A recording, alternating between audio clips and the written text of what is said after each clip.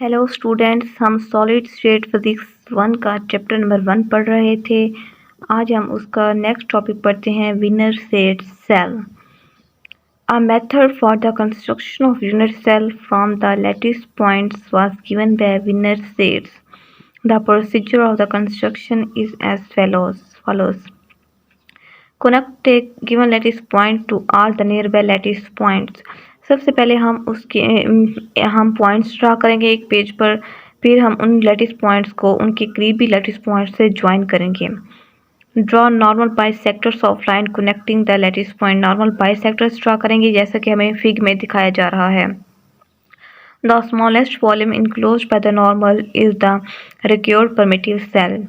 The cell constructed by this procedure is known as Wiener set cells.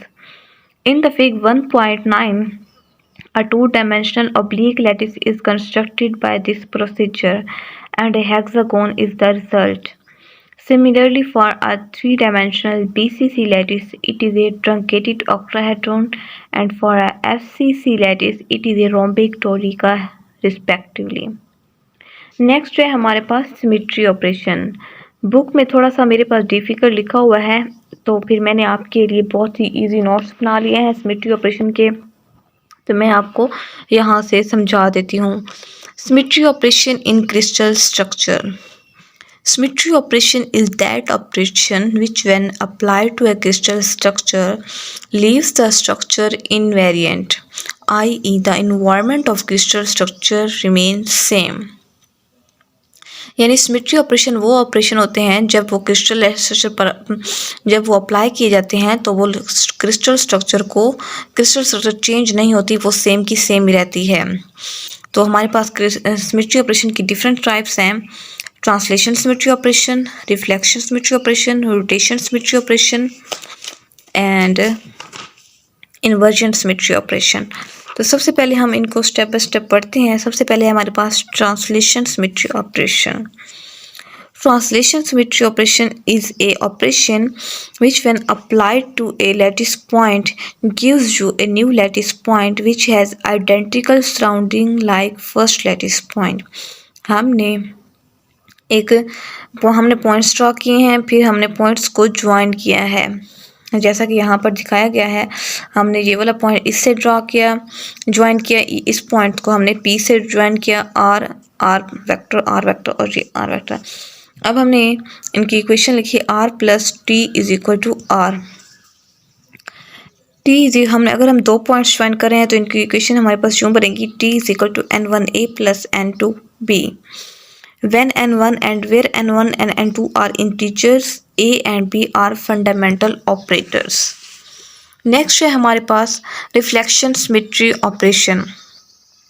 A crystal is said to possess reflection symmetry if there exists a line or a plane which divides the crystal into two identical halves which are mirror images of each other.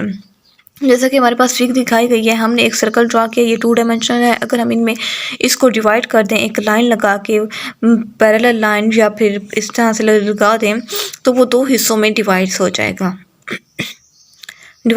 और ये दोनों हिस्से एक दूसरे के mirror images होंगे।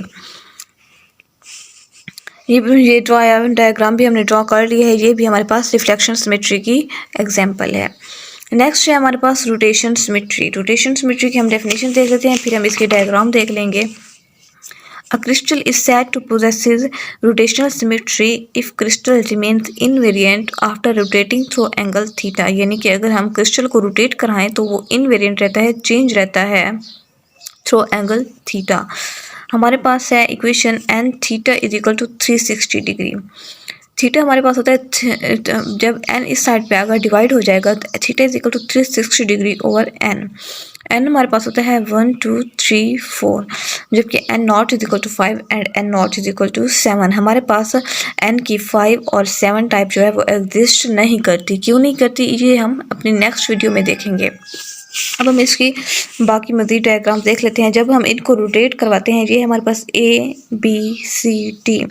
जब हमने रोटेट करवाया तो ये ए इधर आ गया, बी इधर आ गया, सी और डी। हमारे पास एंगल है 90 डिग्री। ये सेम इक्वेशन वैसे ही लिखी हुई है। हमारे पास 4 एंगल हैं 90 डिग्री के और टोटल एंगल है हमारे पास 360 के। जब हमने इसको 90 पे डिवाइड किया तो हमारे पास 40 आ गया। आगे है हमारे पास इन्वर्जन सिमेट्री।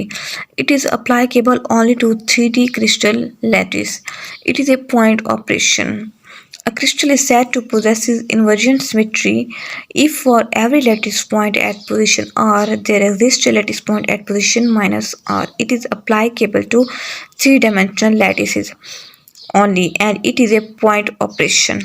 मतलब अगर हमने एक पॉइंट ड्रा किया वेक्टर आर तो उसका इन्वर्जन यानी उसका उलट जो होगा वो -r होगा। नेक्स्ट हम पढ़ेंगे अपनी आने वाली वीडियो में इंशाअल्लाह।